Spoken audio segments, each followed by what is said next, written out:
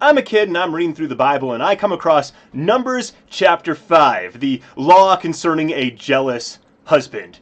And it's weird. So this is a dude who thinks that his wife's been unfaithful, and so he takes her to the priest, and the priest gives the woman a bowl of water, and then he takes dust from the tabernacle floor, and he drops the dust in there, and he lets the woman's hair down, and then he writes a curse and washes the ink off of this curse into the water, and then he has the woman drink, and as she's drinking it, he says, look, if you've been unfaithful, then you're going to swell up and terrible things are going to happen. But if you've been not faithful, if you've been faithful, then, none of this is going to happen. And this is the law for any time a man is jealous of his wife and thinks, she hasn't been very faithful. And the guy doesn't have any guilt, but the woman, if she is guilty, will bear the consequences of her sin. Weird, right? Like, what? That doesn't sound very good, but it's actually super cool and about how God actually has Israel be very different from all the other areas and people in that area. So let's dig into this because this is super fascinating.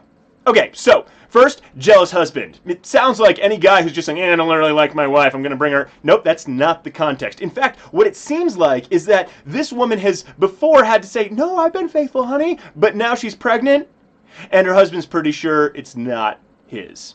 So he takes her to the priest, and the priest gives her this bowl and drops the dust into it. And that's weird, right? Well, actually, what he's doing is he's linking the woman and her morality to the society and the religious structure of the day and saying this is actually incredibly serious.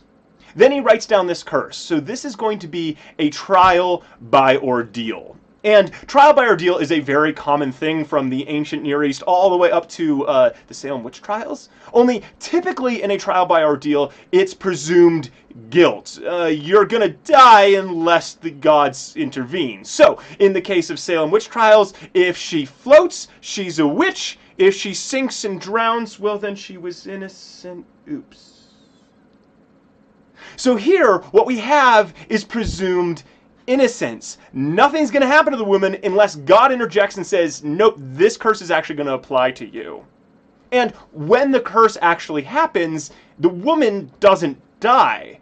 In fact, it's the child of unfaithfulness that dies, and the woman becomes sterile and unable to have kids, which actually makes me think of King David with Bathsheba and that whole killing Uriah, her husband thing, and just all that terrible awfulness. And the kid there dies. But even that, King Solomon comes along later. So there's some cool things maybe with this. Yeah. And it links back to Numbers chapter 5. So this is actually something that shows that God cares for these women.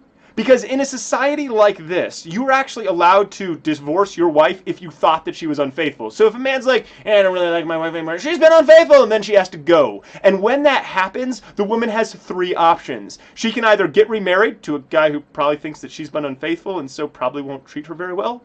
Or get taken in by a relative who thinks she's been unfaithful and so probably won't treat her very well. Or she can become a prostitute, in which case she's being unfaithful and so won't be treated very well.